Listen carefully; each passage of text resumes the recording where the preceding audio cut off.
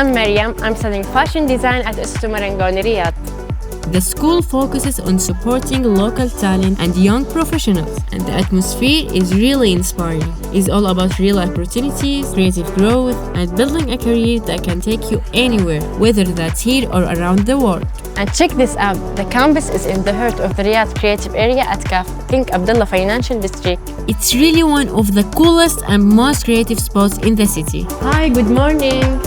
There is so much to offer, such as fashion design and accessory, fashion management, digital communication and media, fashion communication and image. We are all chasing different dreams, but there's this shared energy, and creativity through innovation is how we make things real.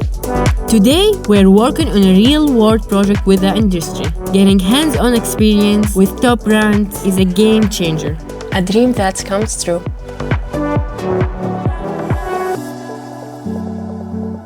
And when I need to focus or get inspired, this is my spot.